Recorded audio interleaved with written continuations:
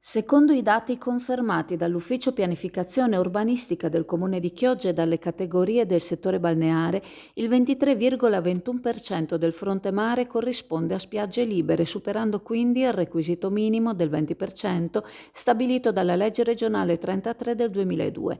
Il sindaco di Chioggia, Mauro Armelao, ha quindi chiarito: questa relazione conferma la discrepanza nella percentuale delle spiagge che era stata riportata in precedenza da Lega Ambiente. La dichiarazione dell'associazione ambientalista, che indicava un'assegnazione dell'84% delle spiagge, ha generato un allarmismo comprensibile ma infondato. Fin dall'inizio ho sottolineato che quel dato non corrispondeva alla realtà. Mi aspetto ora, conclude il sindaco, che il presidente di Lega Ambiente Veneto, Luigi Lazzaro, rispetti l'impegno preso con me, come dichiarato dopo la polemica di agosto, e rettifichi pubblicamente la notizia errata diffusa durante un'intervista. L'assessore al demanio turistico, Serena De Perini, ha quindi sottolineato: i dati erano già a nostra disposizione e ne eravamo certi, come aveva precisato il sindaco all'inizio di questa controversia. Ringrazio gli uffici comunali per aver condotto ulteriori verifiche e dedicato tempo a confermare questi risultati, coinvolgendo fin da subito le categorie del settore balneare. La loro collaborazione è stata essenziale nel chiarire questa situazione. Le notizie infondate hanno generato un'improvvisa preoccupazione tra gli operatori in questo momento già delicato per l'intero settore.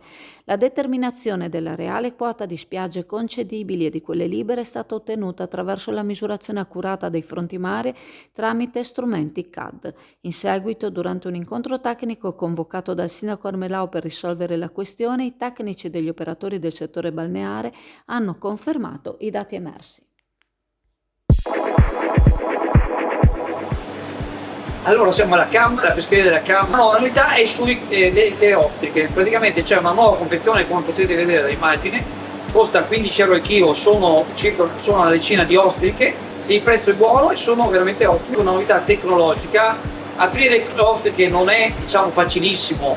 Queste invece sono preparate, cioè praticamente hanno fatto un sistema in cui c'è una parte dell'ostrica che è stata già lavorata, c'è un prodotto organico, quindi assolutamente che non dà nessun problema, e all'interno di ogni confezione c'è un vero e proprio piccolo bisturi che, come potete vedere, rende facilissima l'apertura dell'ostica.